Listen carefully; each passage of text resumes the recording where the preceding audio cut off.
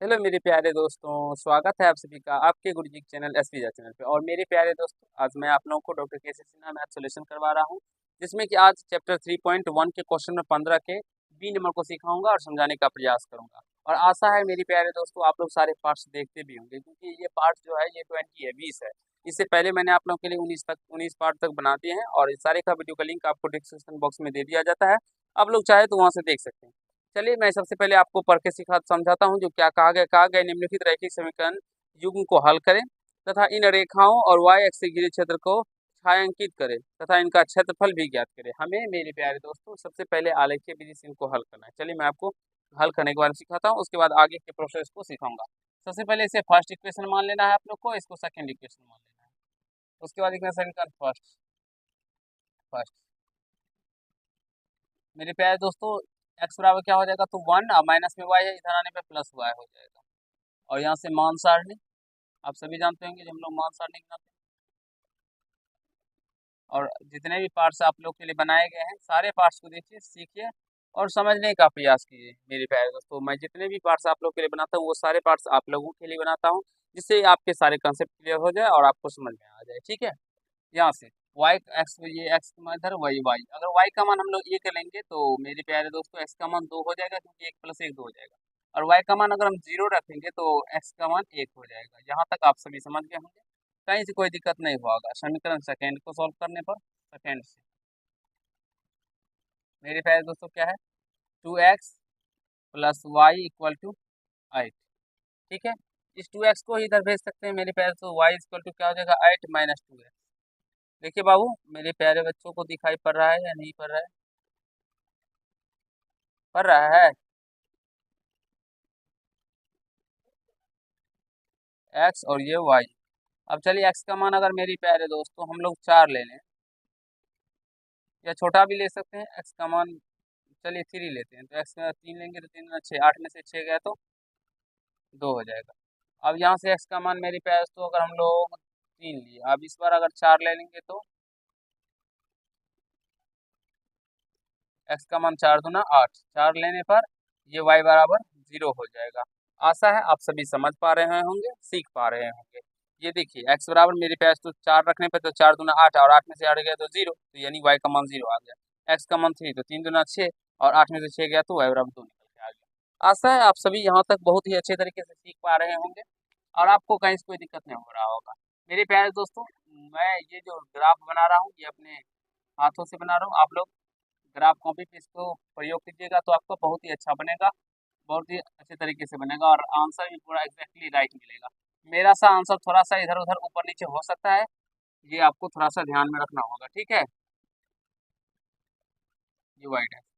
अब देखिए सबसे बड़ा वैल्यू 4 है, तो इसमें हम 5 तक ले लेंगे। ठीक है, 1 2 3 4 5, इस पॉइंट को 0, यहाँ से माइनस में 1, माइनस में 2, माइनस में 3, माइनस में 4, माइनस में 5। ये सारा मान आप लोग को भी आता होगा लिखने के लिए, -1, -2, -3, -4, इधर -5, इधर 1 2 3 4 5। मेरे प्यारे दोस्तों, एक बार सीखिए और समझने का प्रयास कीजिए। जो आप लोगों को कहीं से कोई दिक्कत या समस्या हो रहा है अगर, तो कमेंट कीजिएगा। आप लोग स्केल की सहायता से बनाइएगा तो आपका ग्राफ जो है वो बिल्कुल सीधा बनेगा। और आप लोगों से गुजारिश है मेरे प्यारे दोस्तों, जो ये चैप्टर आप लोग ग्राफ कॉपी पर ही बनाइएगा। ठीक है, क्योंकि ये ग्राफ कॉपी पर ही बनाने वाला चैप्टर है। ठीक है, आगे देखिए, एक्स का मान 2 है, वाई का मान 1 है।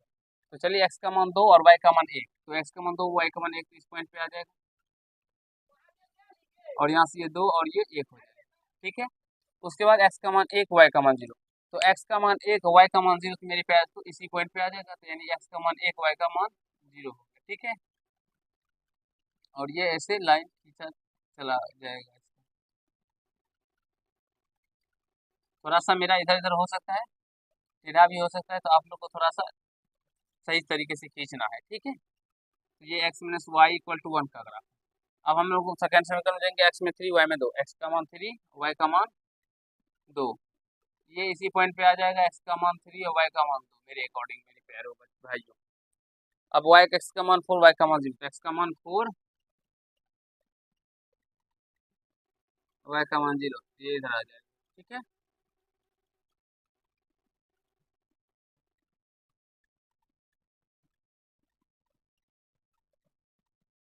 तो ये ऐसे खींचा चला जाएगा। ठीक है,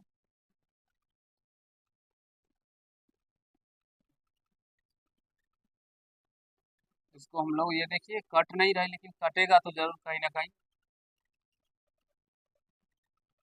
मेरे प्यारे दोस्तों, ये कहीं ना कहीं जरूर ही वाई एक्स रेखा को काट करेगा, क्योंकि चलिए इसको हम थोड़ा सा और ऊपर बढ़ा देते हैं। ये इधर इधर आ गया, इधर ये वाई रेखा है। ठीक है, ये ऊपर में कट कर रहा है, और हमें भी कहा गया है प्रश्न में जो वाई एक्सिस और इन रेखाओं से बने क्षेत्र का क्षेत्रफल ज्ञात करना, छायांकित करना है। वाई अक्ष से घिरे क्षेत्र को छायांकित करे तथा इनका क्षेत्रफल भी ज्ञात करे। वाई अक्ष से घिरे, ये वाई अक्ष है मेरा, और इनसे घिरे, इन रेखाओं और इनसे घिरे, ये देख सकते हैं, ये जो है जितना पार्ट है मेरे प्यारे भाई, ये सब वाई अक्ष है, और ये हमें छायांकित करना है। तो इसे हमने छायांकित कर दिया, आप लोग इसे अच्छी तरीके से छायांकित कीजिएगा और बनाइएगा। ठीक है, तो एक्स का मान आप लोग देख सकते हैं यहाँ से, एक्स का मान जो होगा वो 3 हो जाएगा, और वाई का मान जो हो जाएगा वो 2 हो जाएगा। एक बार देख लेते हैं, हाँ हाँ, एक्स का मान 3 और वाई का मान 2 हो जाएगा। तो आप यहाँ से लिखना है छायांकित भाग का क्षेत्रफल। आप लोग छायांकित कट पेंसिल, मेरे प्यारे दोस्तों एक पेंसिल होता है उससे कीजिएगा। ठीक है, तो 1/2, और आधार, आधार का बात कर ले हम लोग, तो मेरे प्यारे दोस्तों आधार इसका देखिए यहाँ से यहाँ तक है, तो आधार गुना ऊंचाई होता है, और ये यहाँ से यहाँ तक इसका 3 जो है ये ऊंचाई, तो 1/2 गुना आधार। हम आंसर देख लेते हैं जो कितना दिया गया है, उसी के अकॉर्डिंग हम उसको आधार ले लेंगे। ठीक है, 27, तो यानी कि आधार 9 आएगा इसका। एक इधर है ऊपर 8 आएगा, तो ये आधार हम 9 ले लेते हैं, और यहाँ से ये ऊंचाई इसका 3 तक ही है, देख सकते हैं आप यहाँ तक ही है, तो ये 3 ही है, तो यहाँ से 3, तो 9 27/2 वर्ग इकाई इसका क्षेत्रफल हो जाएगा। आई होप आप सभी समझ पा रहे होंगे, कहीं से कोई दिक्कत या समस्या नहीं हो रहा होगा। मेरे प्यारे भाइयों, मुझे स्केल यानी कि आप लोग को यहाँ पे स्केल से बनाएंगे तो अच्छा तरीके से बन भी नहीं पाएगा, और ना ही ठीक तरीके से बनेगा। आप लोग अगर ग्राफ कॉपी पर बनाइएगा तो आपको एग्जैक्टली जो यहाँ से आएगा, ये आधार इसका क्या हो जाएगा 9 आएगा, और ये ऊंचाई तो आप लोग देख सकते हैं यहाँ पर भी 3 ही आया, तो 3 ही आएगा, आपको कहीं से कोई दिक्कत नहीं होगा। आशा है आप लोग समझ गए होंगे, कहीं से कोई दिक्कत नहीं हुआ होगा। एक बार आप लोग देख लीजिए और समझने का प्रयास कीजिए, फिर मैं आपको आगे समझाता हूँ जो कैसे कैसे करना है, नहीं करना है। और जैसे मैंने छायांकित किया है, आप लोग अपने कट पेंसिल की सहायता से इसको छायांकित कीजिएगा, उसके बाद छायांकित भाग का क्षेत्रफल निकालिएगा, क्योंकि त्रिभुज है और त्रिभुज का क्षेत्रफल 1/2 गुना आधार गुना ऊंचाई होता है, आधार ये रहा, ऊंचाई ये रहा जितना। तो आई होप आप सभी को समझ में आ गया होगा, कहीं से कोई दिक्कत समस्या नहीं हुआ होगा। आज के पार्ट में इतना ही करते हैं। अगर आप लोग को ये पार्ट समझ में आ गया हो तो वीडियो को लाइक कर दीजिएगा, कैसा लगा ये कमेंट कीजिएगा, और यदि चैनल पर नए होंगे चैनल को सब्सक्राइब करके बेल आइकन को प्रेस कर लीजिएगा, जिससे मेरे हर एक वीडियो का नोटिफिकेशन आप तक पहुँचता है। धन्यवाद।